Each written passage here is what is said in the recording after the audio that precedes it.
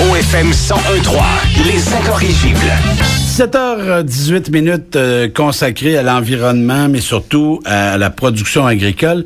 On reçoit depuis plusieurs semaines maintenant le président de la Fédération de l'UPA de la Beauce, M. Paul Doyon. Bonjour.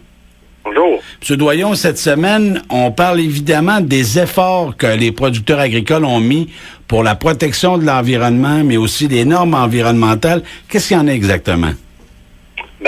Au début des années 90, fin des années 80, il y a eu beaucoup d'efforts de fait de la part des producteurs agricoles, de l'agriculture en général. Au départ, ça a été au niveau de l'entreposage d'étanges des lisiers et des fumiers sur toutes les fermes. Ça, c'est fait déjà depuis un bout de temps.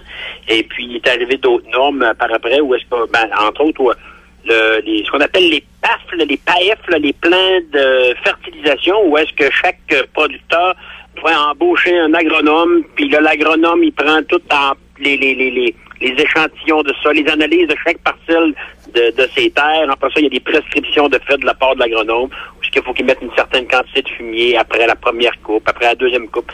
C'est tout bien encadré, puis bien spécifique pour faire en sorte de libérer le moins de phosphore possible dans les cours d'eau, et puis également pour essayer d'aller chercher le maximum de ces fertilisants-là.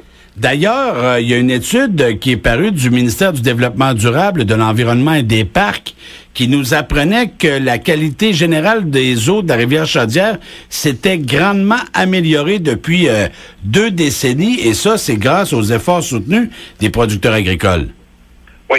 Bien entendu, tout ce qu'on vient de parler, ça fait en sorte que, regarde, en 1984, on parlait de 0,071 mg de phosphore par litre d'eau, et puis on est baissé à 0,045 en 96, et puis on est rendu à 0,03. C'est une amélioration là, qui est notable, et puis parce que au départ, on disait qu'à 0,03, c'était la perfection, qu'on l'aurait atteint, là. Mais on parle beaucoup de phosphore qui est donc en décroissance dans la qualité de l'eau de la rivière. Mais qu'est-ce qu'il y a eu comme événement qui a provoqué ça? Bon, on parle évidemment des PAF, là, le plan agro-environnemental de fertilisation, mais il y a eu d'autres choses que les agriculteurs ont dû utiliser. Est-ce qu'on a réduit, par exemple, l'utilisation de certains fertilisants? Non, on l'utilise différemment. Avant ça, c'était surtout des épandages qui se faisaient à une shot, une fois dans la saison, souvent à l'automne.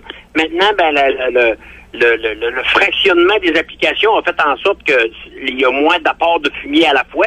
C'est ce qu'on parlait la semaine passée, qui fait en sorte que des fois, on a des problèmes d'odeur en période estivale parce que on fractionne les épandages plusieurs fois dans la saison.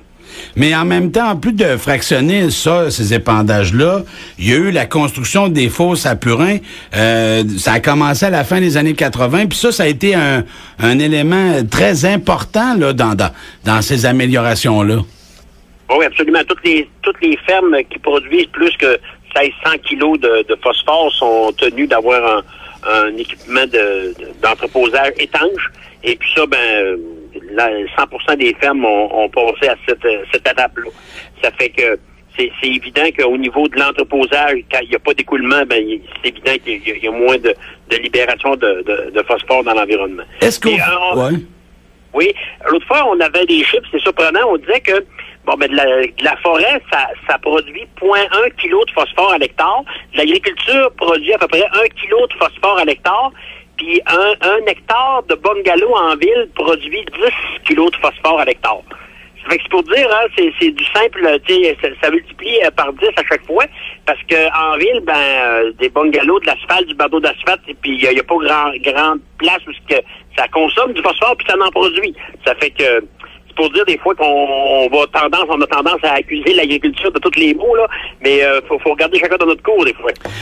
Puis en même temps, est-ce que c'est devenu difficile d'inculquer ces méthodes environnementales-là, la protection de l'environnement? Est-ce que les agriculteurs ont emboîté le pas assez facilement, ou s'il a fallu faire pas mal d'éducation, M. Doyon?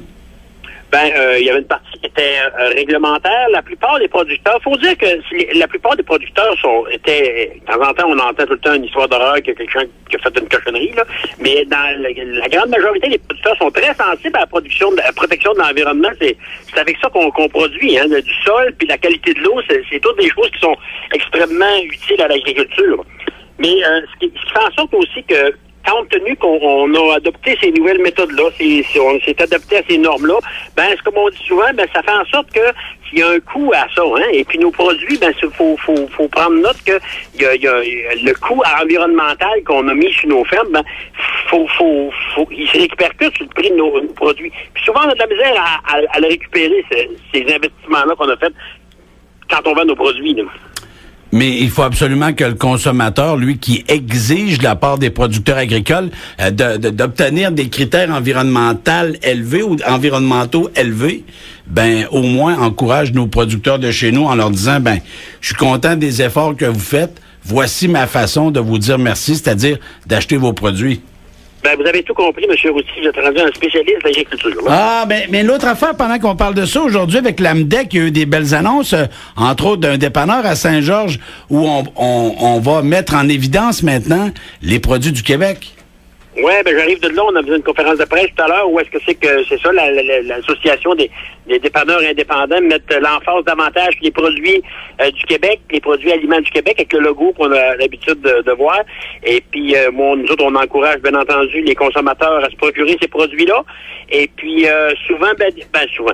Ça arrive que des fois, ces produits-là, ils peuvent être un petit peu plus dispendieux que les autres, mais regardez, c'est ça qui fait virer l'économie locale, c'est ça qui fait virer le dépanneur du coin, l'usine de transformation. C'est tout ce beau monde-là qui fait en sorte qu'on a des communautés qui sont vivantes et qui progressent dans la vie, là. M. Doyon, on va souhaiter une bonne semaine. Merci infiniment d'avoir pris du temps pour nous parler aujourd'hui. Merci, au revoir. Merci. Paul Doyon, le président de la Fédération de l'UPA de la Beauce. Il est 17h20.